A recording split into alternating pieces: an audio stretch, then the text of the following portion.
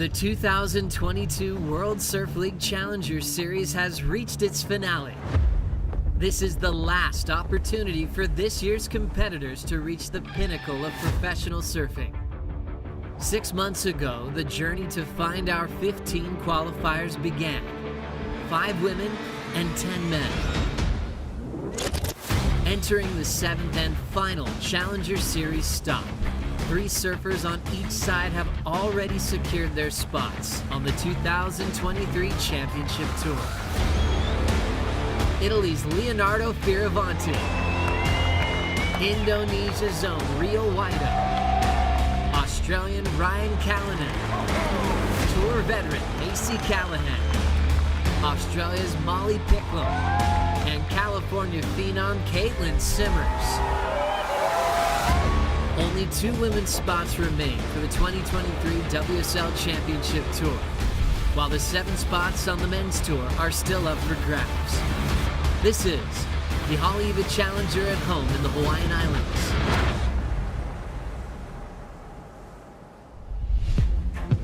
Nothing left to lose now. Everything to prove now. Long as I'm alive, I'ma fight back. My fire never cools down. I'm about to catch fire. Yeah, I'm about to catch fire. Get ready for the new me. Get ready for the new me. Try to hold me down and I go higher. Try to put me out and I go louder. I'm a fighter, a survivor. Stand back while I catch fire.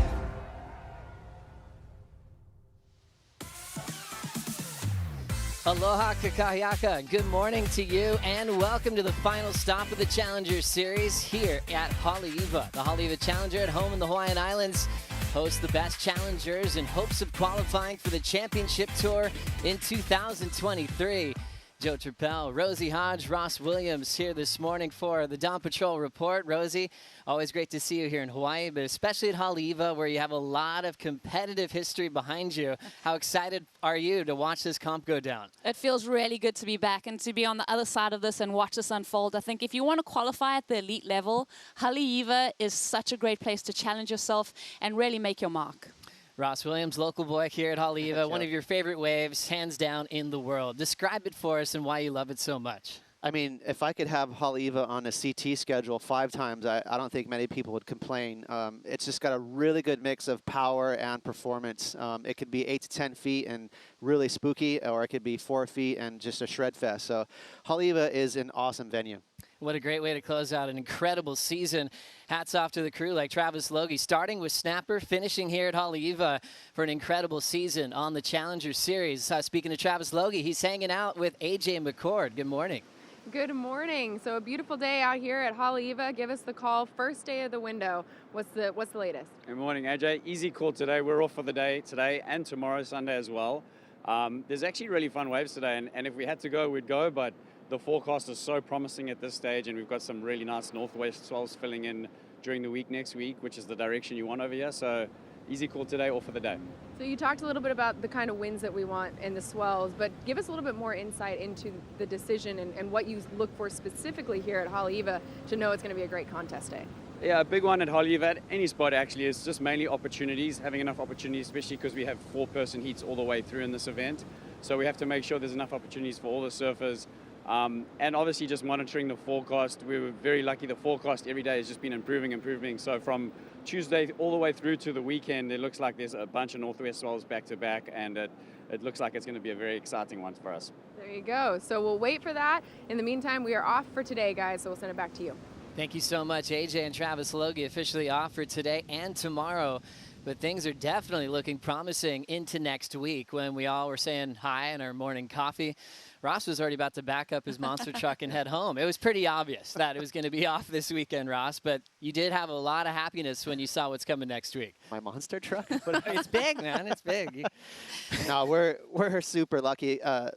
The North Shore has been straight north swells the last month, and all of a sudden, just right in time for this event, these west swells are popping up. So the Pacific Ocean is cooperating, Joe, and the forecast is looking mint for this event. So If you look at Surfline, Tuesday, Wednesday looks really promising, and it's direction, direction, direction. That's everything.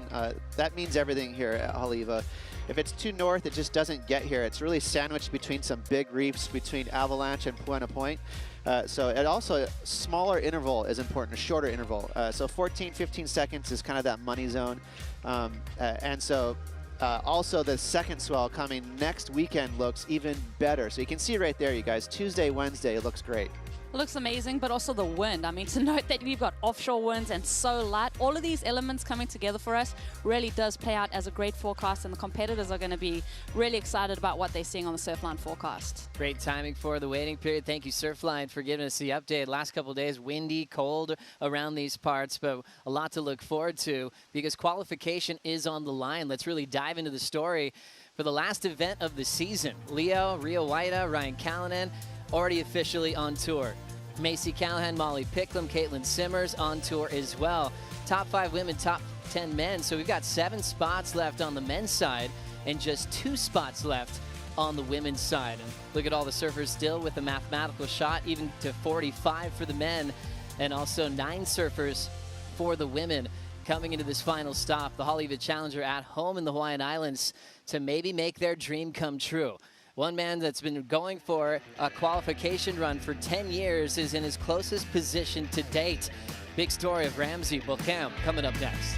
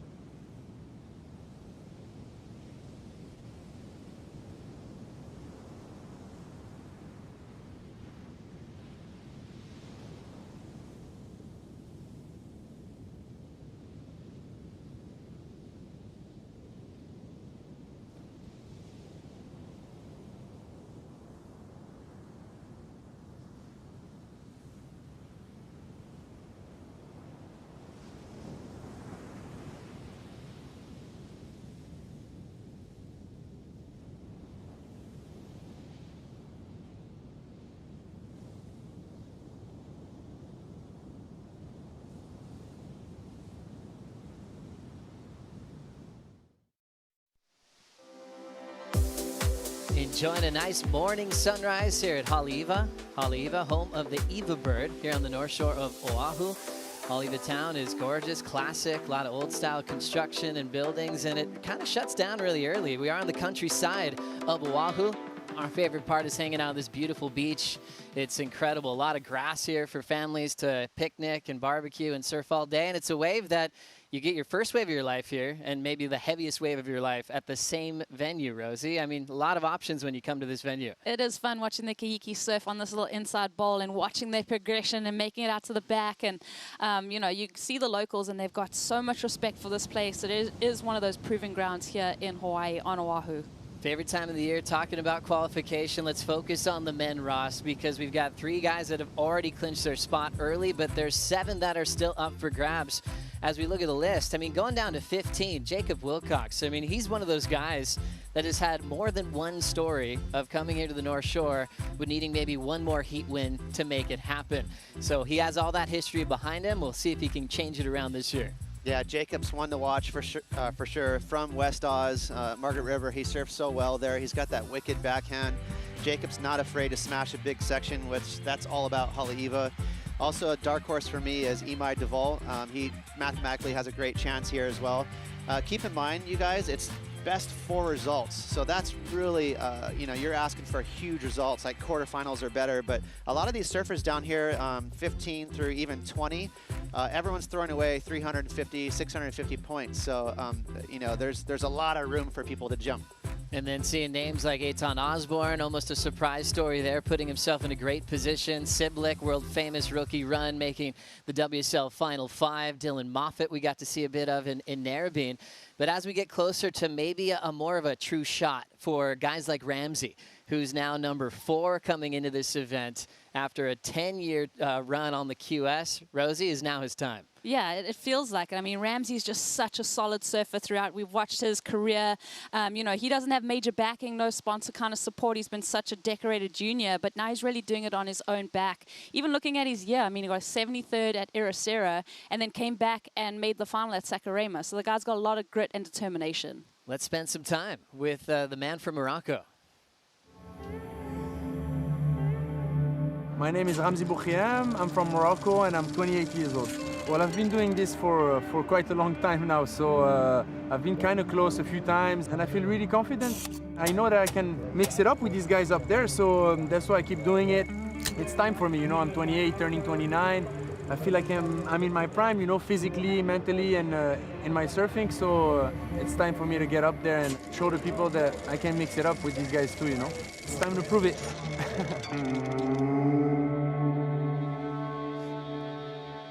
29 years of age, when he qualified for Tokyo 2020, the Olympic Games, he got close to a building near his home, and it was his face on this wall, a mural of himself. And he said that just gave him confidence, realizing he's surfing for not just himself, but from where he came from as well. And you just see all that maturity the way he talks. I believe that confidence, Rosie. Oh, definitely. I mean, that's also going through the fire that he's been through. He's been so close, like he mentioned, to make this championship tour. So is this his year? He's looking so good, and he's done so well to pull it all together.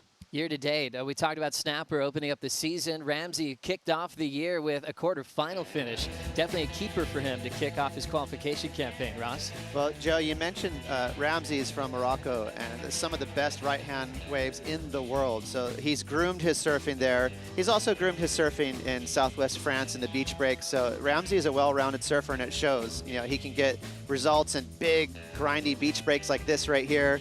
But you get this guy wound up on his backside, he is one of the best in the world. And as you guys know, he's been clawing at that door for the CT for many, many years. But he's only, what, 28 years old, he said. So he's still a young man. Like he said, he's in his prime. So I'm sure he's making a lot of the guys on a CT turn around and take a look in the rearview mirror. As you see, the conditions today, once again, offered today and tomorrow, but Ramzi's still out there preparing on those JSs that he's been loving for a majority of his career. His draw, though, you can see Eitan Osborne, who's just been a superstar. I think I've added the word surprise with Eitan. It's just because he's a free surfer. He doesn't feel like he has a strong game plan. He wants to be explosive, and that's why I love the element of surprise with him. But Kalani Ball as well is going to make that a pretty tough heat. Oh, yeah. I mean, these guys are so competitively savvy. You've got someone like Eitan who really is, you know, the surprise factor. I don't think he's going to be feeling that nervous energy, and that's really dangerous for those guys sitting on the bubble looking at qualification, because he could come out of nowhere and win the event and qualify. So, you know, strange things happen at the last event of the year. Yeah. Great time as well for another man that we're very used to hearing his name at the CT level, Ezekiel Lau, especially here in Hawaii. What a great opportunity to compete at Haleiwa to try to get his spot back on tour. Remember, made the semifinals here last year, just losing out to Jack Robinson and John Florence. Still feels like he has that intimidating factor in the locker room with all of his confidence that he has, Ross. Yeah, you know, Zeke is a fun guy to watch at Haleiwa. I would say this is probably his favorite wave on the North Shore. Even though he's had major success at Sunset Beach, I really like Haleiwa better for him. For me, he reminds me of a Sonny Garcia / Kolohe Andino. He's got a little bit of that, like, fin sliding moves, but he's also loves and appreciates, like, a layback hammer. So Haleiwa is right up Zeke's alley, and he's going to be feeling really comfortable here. And he's been here a lot, kind of like Ramzi, you know, in that 29 club now. Zeke just had a birthday. He's been here. He's done that. He's felt the pressure. He'll have a rematch with João Chianco, which was the final of the U.S. Open, and also Mihimana Brai. And we'll see who also makes that heat as this event gets going. We're going to take a quick break. It's all about the Bettylou Sakura Johnson story, looking to get her spot back on tour.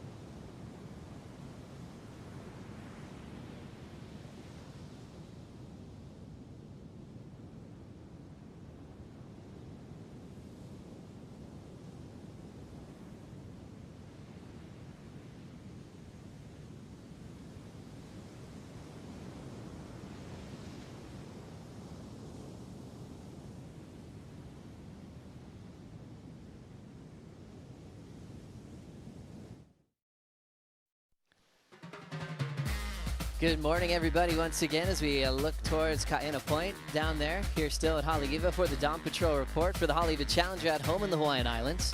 And a nice peaceful day, but still, the warm-up is incredible. Contest called off, but the surfers still have a job to do, to be prepared with their equipment and ready to compete, because it's all coming down to this, to see if they'll qualify. Joe, Rosie, Ross here for the call. Ross, this tends to be your favorite time of the year to see how they handle the pressure, no matter where they stand in the rankings. Do they handle pressure better if they're outside of the top 5 or inside of the top 5, holding a position like they've got something to lose? Let's start from deep first, Ross, though. Muro Suzuki, Sarah Baum, Sawyer Lindblad, a few surfers that can come from deep. Well, you'd always rather be inside the bubble and watching everyone trying to come back in, for sure. Mathematically, you know, Sakura she's looking really good. Actually, only Teresa and Alessa mathematically can pass her, and they have to get second place to beat that nearly 27,000 points. So she's looking good, but obviously, you know, anything could happen. So she needs to keep her head down. But looking at Teresa, you know, she is on that hot seat, you guys. And, you know, Bronte's really good out here. Unfortunately, Nikki's injured. Sophie, you know, there's a lot of hammers behind her. Vahine, she surfs amazing out here. She is a powerhouse, so it's going to be exciting. It's definitely going to be exciting, and you alluded to it, Ross, that Bettylou is looking so good to solidify that spot. So it really means that there's one more seat left at the table. So there are a bunch of women clamoring for that one seat. Right now, Teresa has it. Can she hang on? Oh, crazy to see the position that Bettylou's in now. From last year winning, being the queen of Haleiwa, all the friends and family on the Dream Tour, and then off, and that emotional roller coaster to be where she is today. Let's hear from Bettylou now on how much it means to her to be on the Dream Tour. Why do I want to be on the championship tour? It's because I think that's the next step to my surfing. It's the next step for me personally to pursue myself and learn more and be better as a competitor. Everyone wants it, and you're doing the Challenger series to be there. I think that's where I belong, and I really enjoy competing, and I'm a competitive person personally, so I think I'm able to express that while I surf. What an exciting time for Bettylou, as she had a lot of comparisons like phenoms often do of the next Carissa Moore, the next one to bring titles home here to Hawaii. And how do you think she's handled that so far, Rosie? Yeah, she's done well. I think it was disappointing for her to have to get back on the Challenger Series, but listening to her speak, she's got defined goals, saying the next step is qualification, the next step after qualification is a world title. So she sounds like she's got such a solid head on her shoulders. As we watch the highlights of Bettylou last year at this event winning, even with Carissa Moore in the draw, I want Ross to really break down what has changed in her surfing specifically from last year to what we could expect this week at Haleiwa. Well, she's always had a knack for a really strong back foot. She's such a powerhouse. She's only just turned 17 a few months ago, so she's really young. And with that, you guys, comes maturity. So she's slowly but surely taking the cracks, you know, taking the bruises and learning how to avoid those messy losses. It's so easy to get nervous and catch the wrong wave, maybe mess up priority. And she's had a bucket of those types of mistakes this year. But guess what? You know, when you have those weird mistakes, you hopefully learn from it. And Sakura is really good at looking in and going, okay, I messed up. I need to learn and make sure I never do that again. We make sure we really dissect all her mistakes. So, you know, it's not easy to do all these different tours and try to, you know, get back to the CT. It's arduous. You know, it takes a lot of energy. But that's a great way to learn. Also looking at her heat, round of 32, you surf a lot with Sawyer Lindblad in San Clemente. How's she going to push Bettylou? Oh, man, this is going to be great for Sawyer. I think last season, I think she had to pull out of this event. She had an injury, and she was looking good on the rankings. So, you know, it's all been a learning curve. Like Ross said, it's all about bringing your best. This is the last event of the season. Sawyer's got to go all out if she's going to get that last spot onto the championship tour. Exciting moment. No, Bettylou's probably going into this still knowing she needs to compete to make sure she has that spot on tour next year. And got a big surprise for you. A guy in the event named John Florence. I just spoiled it. He's in the draw. We'll talk about that coming up next.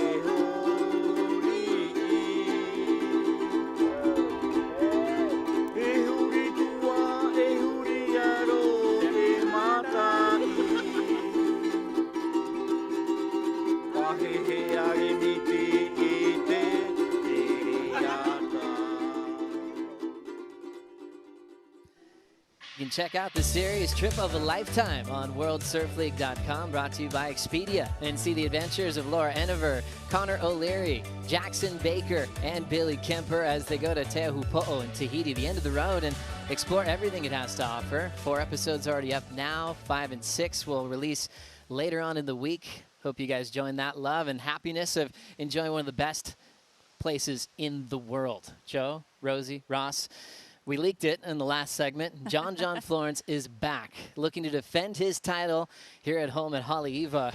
It's so special when you've got a guy that's called the best surfer in the world in a draw like this, and he's immediately the man to beat. He totally is. I mean, who's going to get 2nd, 3rd, and 4th now? Who's going to make up the final with John? Because he's unbelievable.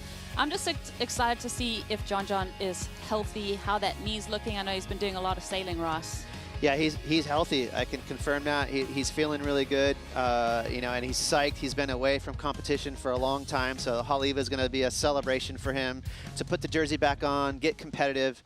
Haleiwa is so good for John because Haleiwa is so confronting. It always gives you huge sections, and you guys know, like, John loves to go for it, and he likes to produce big turns and big moments, so he's very comfortable out here. There's lots of waves coming in. He can keep his rhythm up. Yeah, so, it's not easy for him to win out here. He's got a lot of work to do to beat all these guys in the draw, but look out for John. It's kind of crazy when he won last year in a pretty tough forecast. And you'd say the bigger it gets out here, the harder he will be to beat. And waves are looking like it'll be pretty fun next week. It's going to be just unbelievable. And I think, much like what Gabriel Medina did at Saquarema, taking a lot of points from these Challenger Series warriors, John could, end a lot of dreams too. So going to be exciting to see all the championship surfers that are in the mix in the draw in Haleiwa. Looking forward to it. John will have Gatian, also Taichi Wakita, and one more surfer will make that heat to have a special chance to compete against a multiple-time world champion here at the Haleiwa Challenger at home in the Hawaiian Islands. Well, now we have 2 days off. Going to the local boy here. Ross, breakfast around here, your favorite spot to go to? What should we do with our downtime? Oh, yeah, we're going to eat a lot of food, and then we're going to go out in the ocean and just sink. We're going to bring Strider with us, though, and Strider's going to save us. He's definitely going to save us, right? Rosie, do you have better plans than that?